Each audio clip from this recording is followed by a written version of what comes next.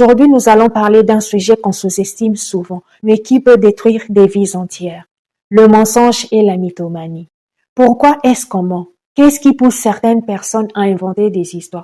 Mais surtout, quelles sont les conséquences réelles de ces mensonges dans notre vie personnelle, nos relations, notre carrière et surtout notre paix intérieure?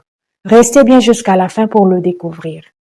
Le mensonge est courant, mais jamais sans conséquence. Des chercheurs ont montré que nous mentons en moyenne 1 à 2 fois par jour. Ça peut être un petit mensonge pour arranger la réalité. Je suis en route alors qu'on n'a pas encore quitté la maison. Ou un petit mensonge pour rassurer. T'inquiète, ça va. Alors qu'en réalité, ça ne va pas.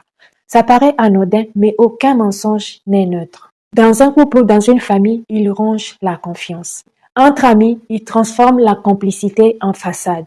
Au travail, il peut ruiner en quelques secondes une réputation bâtie en 10 ans. Et en soi-même, il épuise. Se souvenir, inventer, cacher. C'est comme porter une double vie. Bref, à court terme, le mensonge semble pratique, mais à long terme, il devient un poison. Le menteur chronique. Un menteur chronique n'est pas toujours un manipulateur. Souvent, c'est quelqu'un qui a pris l'habitude de mentir. Par exemple, dire qu'il a fini un travail alors qu'il ne l'a même pas commencé. Inventer des rendez-vous pour justifier des absences. À force, ses proches ne le croient plus, même quand il dit la vérité. Il vit sous tension, toujours sur ses gardes. Il finit par perdre toute estime de lui-même. En croyant se protéger, il se construit en réalité une prison invisible. La mythomanie, c'est quand le mensonge n'est plus un choix mais une maladie. Le mythomane invente des histoires tellement grandes qu'il finit parfois par y croire lui-même. Se dire ingénieur, ancien militaire ou prétendre avoir côtoyé des célébrités.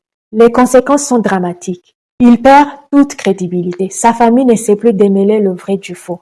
Il s'isole dans un monde inventé. Et quand ces mensonges s'effondrent, c'est lui qui s'effondre avec. La mythomanie n'est pas un simple défaut, c'est une souffrance qui demande un accompagnement professionnel. Les vraies conséquences du mensonge. Petit ou énorme, le mensonge laisse toujours des traces. Dans la famille, disputes, blessures, séparation irréversible. Dans le couple, destruction de la confiance. C'est comme un vase recollé, il peut tenir, mais les fissures restent visibles.